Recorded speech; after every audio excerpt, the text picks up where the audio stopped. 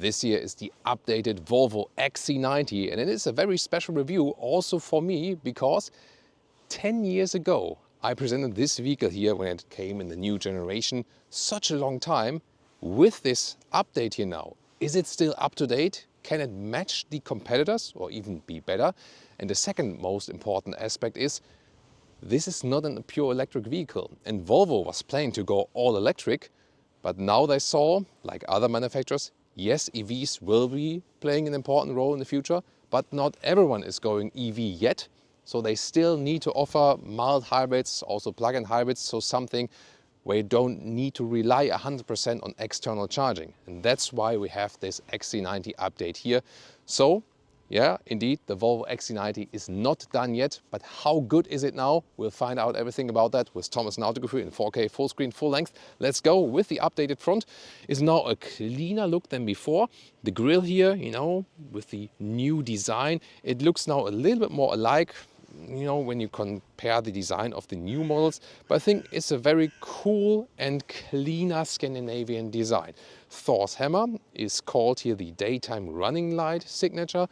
You have it here, and also standard for the main headlamp unit that you have now the Matrix LED in all base versions. You can get this bright design here with the chrome accentuations. There would also be a dark look available actually. Then in blue is this vehicle color. We also have a bright dusk vehicle, for example. There it is. It's also a very beautiful color, isn't it? In any case, the length is 4,95 meters or 195 inches. And news also on the technology side. First of all, they improved the noise insulation. We're going to test it also here on the motorway. Behind us here, you see this huge bridge there. This is a bridge that is actually connecting Sweden and Denmark across the Baltic Sea. We'll also drive that here for you here today. This is basically a motorway on the bridge connecting the both countries. Pretty cool actually. Wheels from 20 to 22 inch. These here are the 21-inch wheels, and we also talk about the comfort choices there, because talking about comfort, you have a new base suspension. We have it also spec'd here with frequency adaptive dampening. That is a passive adaptive dampening. That means, like, depending on the frequency of the amp, like of the shock, it's reacting differently. So with the span of comfort and sportiness. And this is then not equipped with the optional air suspension, which you can get for around 2,500 euros. But I think it's a great chance to test a more or less base-spec'd vehicle. There are some extras in it, but usually the manufacturers only give us like the highest spec vehicles because they want to show off what they have. But even more interesting, that we can test this one here for you. How does it react when you don't have the optional air suspension, not the highest engine spec and so on, because there are also some updates with the engines coming up. In the rear, typical large glass design, and there you can see that this car is older because, like the base form of the car is older, because all the new vehicles, they have like these really super tiny windows where you can't really look through. And here you can still see this was built to have space on the inside. And the typical vertical lamps here by Volvo. So interesting that they did some notable updates already from the base facts and exterior features and suspension and so on. There will be more changes coming up on the interior, of course. Turning indicators here in the front, they replaced the Thor's hammer, so that is a cool design. And in the rear, the turning indicators, very interesting here, this new structure. So this dot design, yeah, I think also a nice idea, isn't it? And recently, by the way, we have presented to you the EX90. That one is the all-electric version, so it means they'll go parallel. So this one then for the combustion engine side, mild hybrid and plug-in hybrid. The EX90 then the full electric one, so they can offer both to the market. And to be even more specific about the noise insulation features, yeah, being specific, that's the thing we do here on Autogefühl. So these general dampening measures, like more foam on the inside of the vehicle to reduce the noise level, is for all of the vehicles, like standard equipment. Optional, then you can also go for dual insulation of the windows, and there you can see it, and this is then an optional pack for around 1,000 euros. And it is actually, I can show that to you, not only in front but also here in the rear. There we go, that you have this dual layer, so both front and rear windows, and that is again a 1,000 euro option. We have it obviously here spec'd with this vehicle here, and then we can comment of how much more silent it is. And frequency adaptive dampers are a thing at the moment in the automotive industry. So what we have here in the new base suspension, And they have adapted similar technologies also with other brands and so on. So how do they really work? So when you have, for example, like some cobblestones on the road or like uneven ground, these hydraulic cushions actually are a little bit softer just by physics actually. So they even out these small uneven parts of the road better, so giving you more comfort. However, if you are suddenly quick in the corner, if you're driving sport here, then this hydraulic cushion reacts a little bit stiffer to actually even that one out better, that the car stays more upright and that the wheels work underneath the vehicle. Let's take a look under the hood. Yeah, first of all here this opening mechanism to unlock the hood. This is a little bit weird, but has always been. And it's interesting also how wide it opens. Here, like you can only close it when you grab it at the side. Also very well dampened here underneath. So you have two basic choices, either the mild hybrid engine or the plug-in hybrid. Here, this the B5 mild hybrid engine, or the B6 is also available. B5 with 250 horsepower, turbocharged, or the B6 with 300 horsepower, turbocharged, plus electric supercharger. It's quite interesting. And the acceleration figure for this one here is 7.7 seconds. The European version, 7.3, the figure for the 60 miles an hour figure. So, and then the B6 would be a second quicker each. And the B6 is not available everywhere. It's quite funny, for example, in Germany we only get the B5. The B6 is only for the police, like for special orders and so on, when they hunt some Lambos on the on the German Autobahn, for example. Yeah, and interesting here with the mild hybrid engine is that you now have the Miller combustion cycle, and this is supposed to improve the efficiency. And of course, we'll also test drive that one here today. The all-wheel drive distribution here with the mild hybrid engines is, it is still like a front-wheel biased platform. So most of the time you will have front-wheel drive.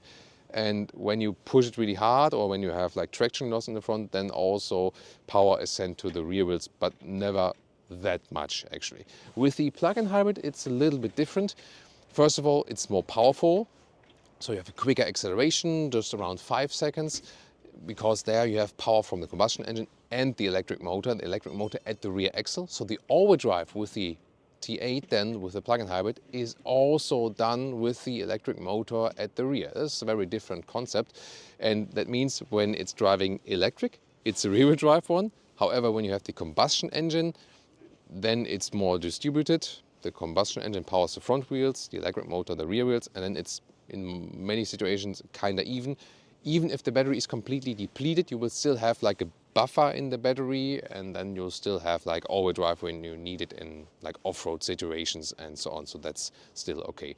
The thing is with the plug-in hybrid that the battery has been updated 2 years ago, and now they haven't done another update, so it stays at 14.7 kilowatt hours net, and that is in comparison to the competitors a relatively small battery then for a plug-in hybrid. Now to the interior, where the key fob has not been updated, and I think that's sad because yeah, it's not my favorite one, but it's also not bad. So then again, door closing sound.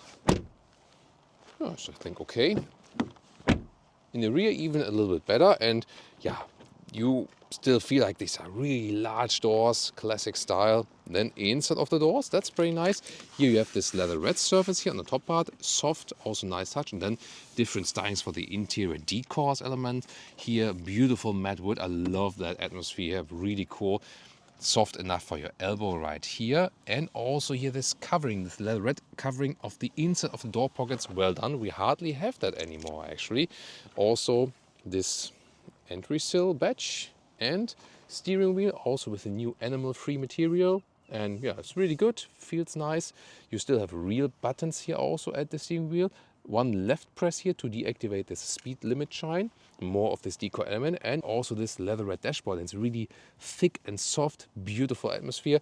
These are here the so-called herringbone fabric seats, and they look actually quite cool. And I can just recommend them actually because they also stay passively cool in summer and are also getting not cold in winter. The alternative would also be a Nordico high-grade full leatherette that is also available. We had that in our studio episode, for example, and both are good in comfort.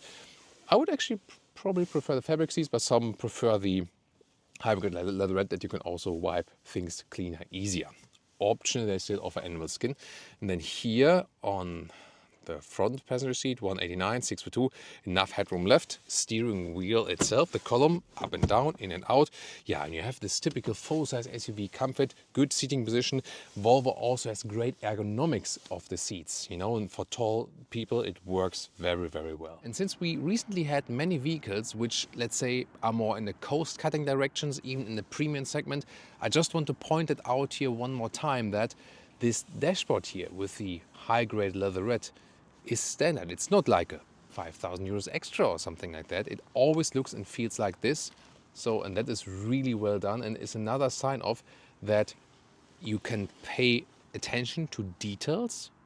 You can make it animal-free and so more sustainable, and you can really appeal to customers who are car enthusiasts and who are looking at details. That's who we are, at least me and probably you as well. And also at the inside of the doors, this one is also standard. It's not an extra equipment. You also have this soft leatherette covering here. And for example, when I use this bottle here, what you hear is that you can hardly hear anything because it's not like flying around in a hard plastic area, you know. So it's really good to have this covering of the inside of the doors. And I think this is maybe something what this week can set itself apart. Yes, it is not the newest one. It has not the newest technology, although with this update, it is now more modernized. But with these details here, you can appeal to customers who are maybe missing these details in some of the newer cars. Here in the cockpit overview, the key to this update was how does it still look Volvo-esque, like Scandinavian living room atmosphere, but at the same time, how can you implement some updates that it's really now up to date? And I think they mastered it here quite well. Then here you have fabric inside right there, different stylings possible, and the matte wood atmosphere here. Once again, this is also real wood, by the way, different colors available. That is beautifully done. You now have a new touchscreen here. Before it was more integrated but smaller. Now it's bigger, so they had to make it like a pop-up. Then again, you can better access it. It's an Android backend as for this. We're also going to take a detailed look here. Yes, you do not have separate climate knobs. That's maybe something I think is missing, but it was before the same. And you only have like this volume knob. That was the same, you know, like play and pause and the volume control. And then here you can also optionally get this crystalline shifting lever. Inductive charging pad in the front is not cooled, so the smartphone is prone to overheating. Matte wood here also cover for the cup holders. They are also adaptive. And then a lot of space here underneath. This is also where you put your smartphone for charging or for the connection, because the Apple CarPlay connection is wired only. For me, this is actually not a problem because I prefer the wired connection anyway. It's more stable and also the charging is better. The phone won't overheat with inductive charging, so I'm actually fine with that. But we're going to take a deep look here as well anyway. Then the steering wheel itself is not too big, so relatively small for such a big car, but I think it's actually cool. And they also worked, you know, on the configuration. And here the panoramic roof, so you can actually still open that completely. It's a really large one. Option, of course, so that's then the full opening. There we go. And then you can also apply a shade if it's like a very, very sunny and hot day. So there we go. That comes from behind. Also nice, you know, with this tip there. So I feel that the build quality has also been improved here. That's what I at least subjectively feel. Also here you have a nice headliner from the inside that goes all the way until the inside of the A-pillar. Indeed, I have the impression that they paid attention to some details that some other manufacturers don't pay so much attention anymore to. So I'm really, really happy with the first impression of the interior. Or what do you think about this? By the way, to stop the engine, this is this small one here that has remained the same. You move it to the right to start or stop the ignition, or then the engine, of course. And still classic stalks here for the wipers and all for the indicators. So this is more like this classic setup. So the only thing that is missing to me is really like the physical interface for the climate unit. This has all gone to the screen, but it also was the case before already. Then the driver POV here, once again with these buttons you can really press, and the instruments look like this. And when you start up the engine like that, you can have the map view in the middle like this, or also clean, so you can choose that. And then there's also a head-up display available, another speaker from the Bowers & Wilkins sound system, and then the infotainment, you know, this vertical layout and the Android background, so it's like actually easy to read. Here the Apple CarPlay integration with the cable looks like this, so it's a nice integration indeed, so that is still working. And the lower part in here, the climate unit has this 2-layer setup. You have to press this and then the temperature. Yeah, they said it is easier. What they found, I think it's more complicated. I mean, this is a good overview also for the steering heating and the seat heating. I just feel like when I'm driving and then I have to hit this and then this I think it's too distracting. Yeah, voice command is also possible. Or someone has called me. Good that we have on non-disturb mode here actually. Yeah, I mean, you can get along with it, especially when it's stationary, no problem. But I think there needs to be an easier solution to switch it like while driving. And then here you can go back to the normal menu and some vehicle things you can then here access there, and also these settings here. It's a little bit slow. Yeah, it could be a little bit quicker, right? The responsiveness you see here could be better. And what's also cool, you have Google built in, so you have Google Maps as standard, so that's very well usable. So there you can make it smaller or bigger. So it's always cool to have the real Google Maps as the standard infotainment system. And where can we open the glove box? Ooh. Not in the screen, but there. There we go. Oh, a nice sound. Oh, chew. About the sound system. Wow, this is So awesome. nice. This is Wow. awesome. Yeah, this is the Bowers & Wilkins sound system, and we can just say, I think it's my favorite one ever in a car. I mean, I'm often getting these questions about this, and this is really amazing. Here, 19 speakers, even more speakers in the EX90, but here in the XC90, 19 speakers. You can also adjust something. And at the moment, I have this mode of Gothenburg Concert Hall, which giving you like this. XC90, 19 speakers. That's also nice, right? So here we have this Echo 3D surround sound. I just love that. And you also have a separate Bowers & Wilkins menu like here. And then you can, for example, select this Gothenburg Concert Hall or more the studio, more like a clear sound, no matter, you know, what you prefer. So that depends. And they also can have some like experience things that you can test the sound system. They recorded special songs for that then, that you can get the full potential of the sound system, because it's also always about the source you have. So it begins. The rear part here. Which movie quotation was it? Put it in the comments. I'll talk about it later. Then here, inside of the doors, we also have this nice leather red covering, and there's also, there we go, here, sun cover, and then really beautiful matte wood structure also on the inside, so it's nicely done, soft here as well, and also like the inside of doors has also a cover from the inside, so that's beautifully done. Then we can slide these seats here forward and backward like that. Isofix is on the outsides each here on the second row. You can fold down this here for some cup holders. Yeah, that's actually fine. Yeah, this one, like, I think we had that problem before, right? Studio, it was, Yeah. So like, sometimes you have to press it twice or 3 times, but like the rest of the folding mechanism is fine. This one here also to fold this part, and you can also see that, you know, the lower part slides forward as well by that. So it's a very cool mechanism, definitely. And you can also slide all of these come on. There we go. Individually forward or backward.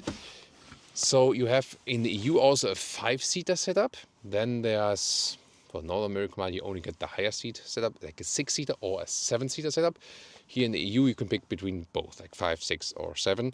This one, in this case here, the most interesting one, the 7-seater setup. To fold the seats, you use this handle here, and then it goes down like this, and also the head restraint goes down. So they really thought about this top tether here and the back part, by the way. And then the alternative to access the other row is here on the top.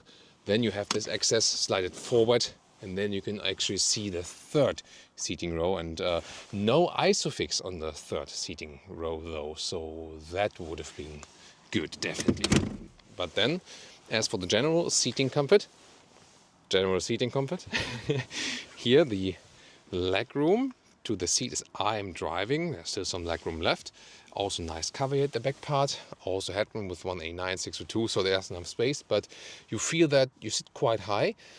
It is more a children mobile in the rear. You have enough space for tall adults, but yes, but you feel that how they set up everything is that there is still a third seating row and there is still much trunk space, and there was not the biggest emphasis of making this space in the second row larger, and also that you sit quite high and upright. So let's say there are cars that have more base comfort here for the rear parts.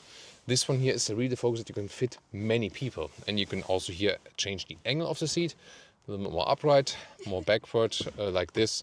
Yeah, but overall very versatile and also good quality. And I also like the fabric seats here for the rear. Here, by the way, this integrated child seat is also always nice, and then you're also more flexible. So here, if you just need like a little bit more height, when the children don't need like a full child seat anymore. But now the question is, does it make any sense here in the very back? So I mean here, like the space I would still have here, I could maximum go like this forward or something like that. I can also put this one a little bit forward, and we can compare it. And when I now enter the back part, like this, and then I see the comments popping up, Thomas in the third seating row here today. Let's go around. Also took off my shoes that I don't make anything dirty here. So, and when I'm sitting then here, well, headroom is no problem, that works. And legroom, I would say, yeah, like the thing that the couple of centimeters, like an inch, I moved this bench here forward. This did the trick. So I can still sit here. It is barely possible. Yeah, maybe for a shorter trip, but of course the normal use case would not be that you have 7 Thomas in the vehicle, but maybe 1 or maximum 2 Thomas. There's just 1 Thomas. Yeah, and then, you know, like that's the soccer match or something like that, you know, and that you can fit some children here who don't need child seat, but who are not that tall yet. So overall, once again, also really flexible here. Let's check out the trunk or the boot. There we go, electric hatch, and then we have this cover here, and like by that you put in, and like this, then you slide it to this. This is also possible, like this half opening, and because this is also potentially a 6 or 7 seater, here it goes also above that, and then you have here the seat belts secured like that.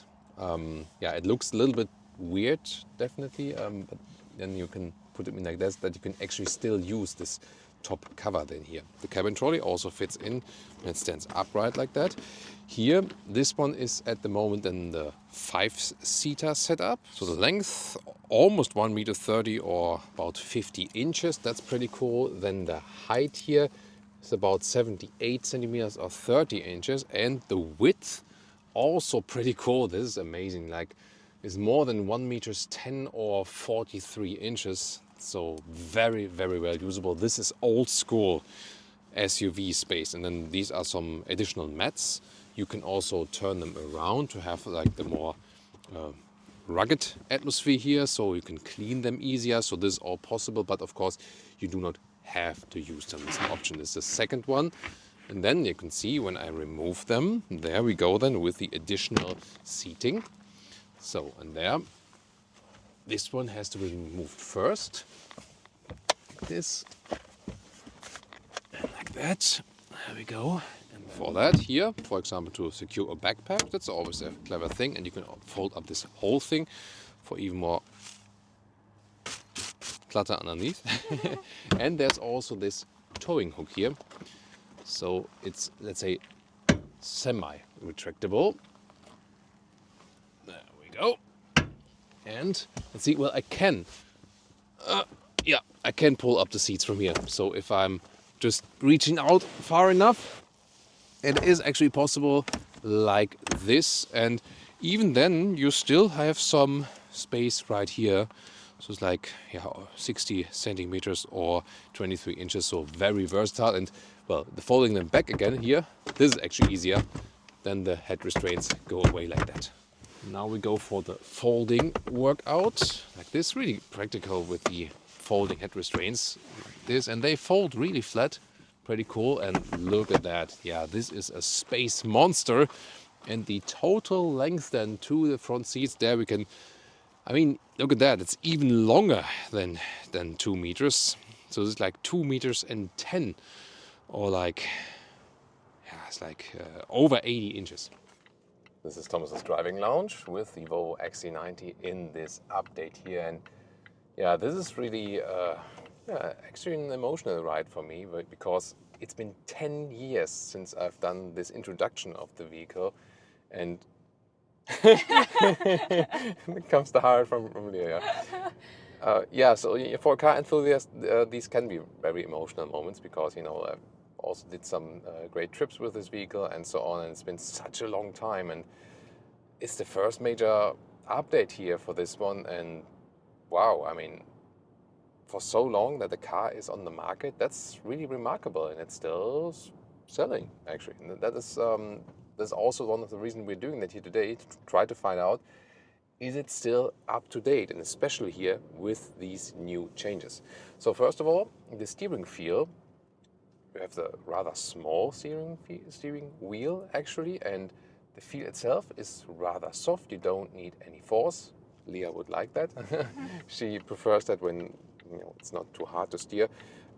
It is in the standard soft setting extremely soft indeed, but it's not that it would be dead. It's just that you need to turn it a little bit more around, and then you can change it here to a firmer setting. Then you have a little bit more resistance, and I actually prefer that. And also, for example, if you just want to change the temperature here, you always have to look at it, what you're doing. So not the most practical thing to do here. U-turn, it's actually quite decent, right? So that was good.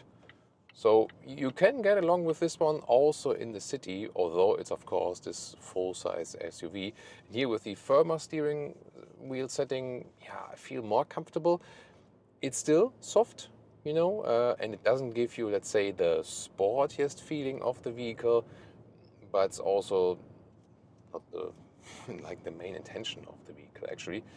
And very, very interesting here is today, so hardly ever we get the chance from the manufacturers that we can also drive some, let's say, base or mid-spec models, because they also want to, hey, like that's what we have, like the highest spec vehicles and so on. That's why I'm taking another tour here around. So this one here is the base suspension, which now gets frequency adaptive dampening. That's a passive adaptive dampening.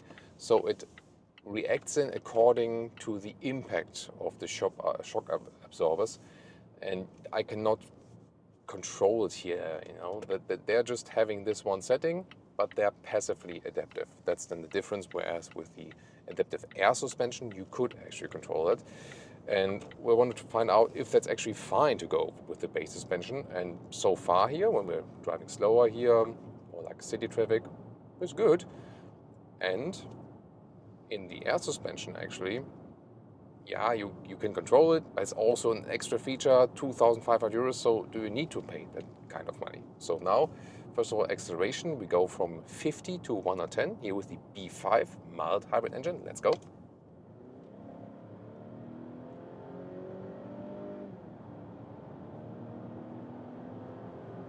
So, that's it. I think it's fine, yeah. So, for example, in Germany, we can only get this one. The B6 is already available also in the United States, for example. That would have a little bit more power, same base engine. This one here now, mild hybrid system with the update. That means when I'm on the brakes here now, I can also gain back some energy. And at the same time, I also have some kind of electric boost. So more power, yet more efficiency now with the mild hybrid system. So they're using like this small battery buffer then for this one. I think it's a good step also to make the car more modern. And I think also the crucial point is the plug-in hybrid, the T8, has not been updated as for the powertrain, but these here have been updated. So they more profit from this whole update thing. So far, I feel the suspension is doing a good job. It's not like this floaty air suspension ride. You feel that you don't have that. But I wouldn't say that I miss the air suspension here at this moment. Here driving like 90 kilometers an hour. Blind spot monitor here. When I also hit the turning indicator, then it's also flashing, you know, as an extra warning. Okay, look at that, it's an EQC. Rarely see them. And then we can also set the cruise control, and we can also decide if you want to have just the cruise control or if you want this active steering assist. And here actually the car is also keeping me then in the lane.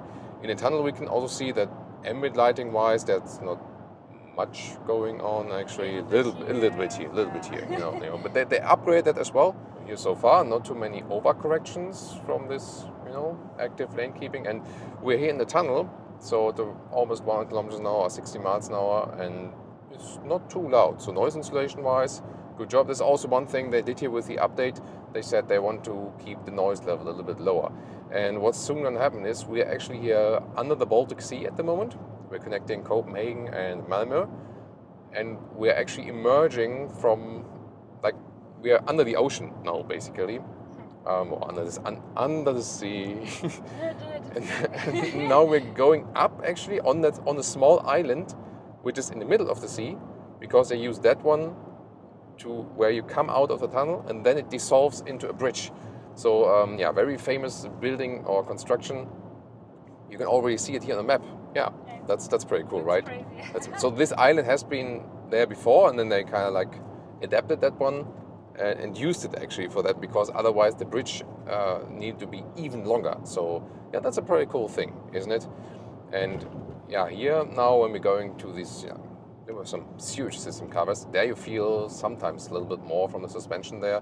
We also have 21-inch wheels mounted here, so the large ones. Yeah, so that's of course not the most ideal for the comfort, let's take it that way. Here no acceleration from 90 to 110. That's it. So yeah, I think power-wise, definitely enough. So can't complain about that. Do not necessarily need the V6 engine. And see here, lane change, for example, it's good. The car is keeping it upright. Back again. Yeah, here now the steering wheel to firmer is better, I feel, but it's not that I would have like a unified feeling of the vehicle. But definitely I have to say, if you go with the base suspension and also with the base engine, I think it's fine. I don't like it when the cars are always like super high spec that they get so extremely expensive, you know what I mean? Now we also see here the large bridge there. That looks cool, right? And it's also nice that you can watch it here on the map. Here, by the way, when you press here in the lower part here, also while driving, then the map becomes even larger.